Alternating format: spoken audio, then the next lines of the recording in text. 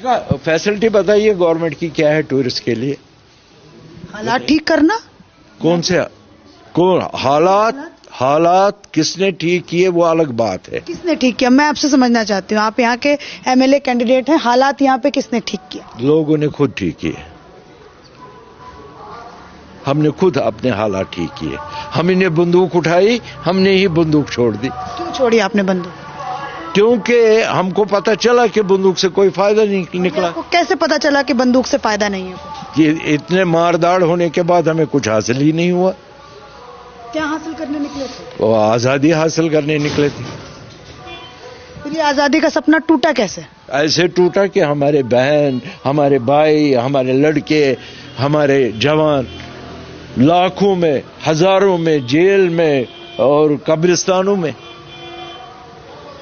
कौन फ्यूल करता था इन आजादी के सपनों को? फ्यूल कौन करता था?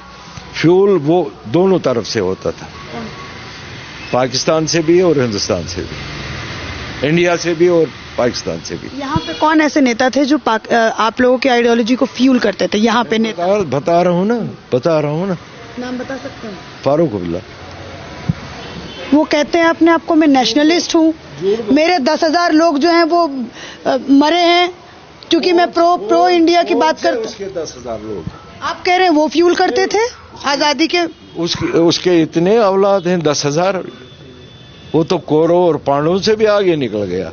कौन से उसके 10,000 आदमी मर गए? मैं उससे आपके वसासत से एक सवाल करना चाहता हूं।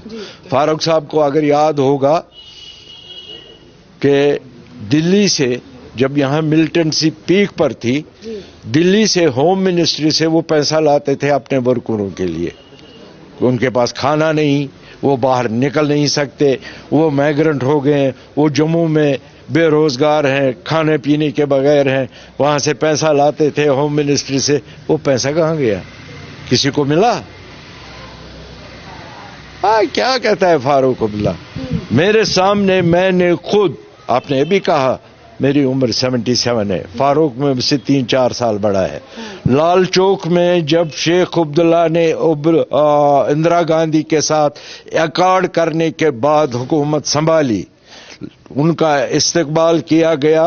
लाल चौक में लोग उनको बेवकूफ बनाया। उन्होंने सोचा पता नहीं शेख अब्दुल्ला ने क्या लाया होगा, उन्होंने वही लाया एक कुर्सी चीफ मिनिस्टर की, वजीर आजम की नहीं। मेरे सामने फारूक अब्दुल्ला ने एक स्टेज बना था बड़ी बड़ी बसों का। ये मुझे ऐसे याद है जैसे कल हुआ है। मेरे सामने तकरीर में उसने कहा मैं JKLF का बुनियादी मेंबर हूं। फारूक साहब ने? जी। आज वो कहेंगे मैं दूध का दूल्हा हूं। मंदिर में जाएंगे राम राम करेंगे, मस्जिद में जाएंगे अल्लाह अकबर करेंगे, मस्जिद आस्थान पर जाएंगे लोगों को कहेंगे नमाज पढ़ो, खुदा से डरो। अरे यार तुम उस वक्त नहीं डरा जब तुमने ऑर्डर दिया लोगों को कत्ले आम करो, उस वक्त तो डरना चाहिए था। ह्यूमन बीइंग, आपको किसने हक दिया है किसी को मारने का?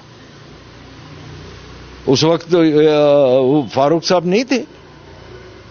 फारूक साहब बताइए आप भागे क्यों यहां से लंदन?